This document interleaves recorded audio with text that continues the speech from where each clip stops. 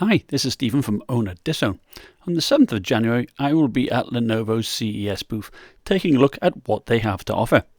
New gaming laptops will be few and far between this year, but Lenovo are refreshing their ThinkPad X1 line. The ThinkPad Carbon X1 Gen 8 starts at $1,499. It weighs just 2.4 pounds or 1.1 kilos and has an Intel Comet Lake CPU, including the 6-core i7. It actually could be quite a good portable powerhouse. It also has Thunderbolt 3, so you can attach to an external graphics dock, and it has a 51 watt-hour battery, so expect about 10 to 12 hours of runtime. It's a 14-inch laptop with either a 4K Dolby Vision or Full HD 500 nit touch display with privacy guard. Despite being only 14.9mm thick, it doesn't forego decent ports.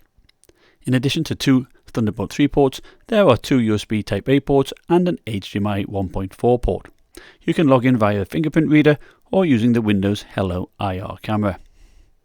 Now, as a fan of 2-in-1s, the ThinkPad Yoga Gen 5 looks enticing. It's going to be available for $1,599. Weighing 3 pounds or 1.3 kilos and with either a 14-inch 400 nit 1080p or 500 nit 1080p display with privacy guard, or even a 500 nit 4K display.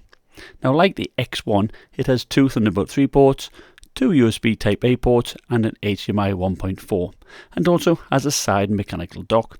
It has the same battery, CPU and storage options up to 2TB of PCI Express storage.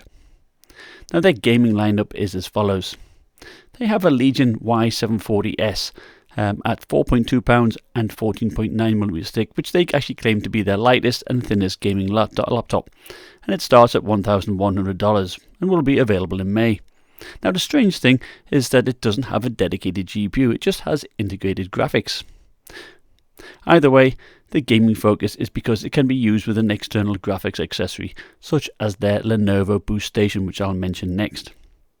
The Y740s uses either a 15.6-inch 4K 500 nit 100% sRGB or a 60Hz 72% sRGB 1080p display. The battery is a 60 watt-hour, which they claim to last up to about 8 hours. It has an all-aluminium body and is iron grey in colour.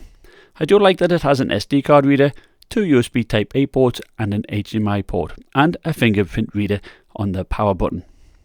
Now, the Lenovo Legion Boost Station eGPU has an aluminium body and a transparent side panel. Pricing starts at $249, which must be just for the enclosure itself, and they also offer bundled graphic card options including an AMD RX 5700 XT, a 1660 Ti, and the super versions of the 2060, 2070 and 2080. So unlike the Aorus gaming box, they don't use a custom GPU board, which made that much smaller. The Boost Station is 36cm long, 21cm high and 17cm wide. Now, powering it is a sizable 500 watt PSU, so that is good, and it can deliver 100 watts of power via the Thunderbolt 3 port to your laptop. I do like that you have ports at the back. You have two USB 3 Type-A's, a USB 2, a Thunderbolt 3 and an HDMI port, as well as an Ethernet port. Although Thunderbolt 3 based graphics docks do lose quite a bit of performance compared to the Alienware AMP solution, it is still going to help you if you have a laptop with Intel graphics. I just wouldn't plumb for a high GPU model. For example, I tried my RTX 2080 with the Mag 15 and was only getting 1660 Ti level performance. Now, Lenovo are launching 3 gaming monitors at CES, and I'll mention one here. It's the Y25-25. It's available in June, starting at $320, which actually I think is a fair price for a 24.5-inch, 240Hz Full HD IPS monitor. It has a fast 1 millisecond response time. It uses FreeSync to eliminate tearing, so even if you have an NVIDIA GPU, you should still benefit from it. It has integrated headphone jack and 4 USB 3 Type-A ports, HDMI port and DisplayPort 1.2. If you want to use it for content creation, it also has a 99% sRGB color gamut. I don't believe it has any speakers, but it can tilt, swivel and pivot.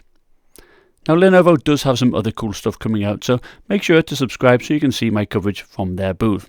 Thank you for watching. Bye.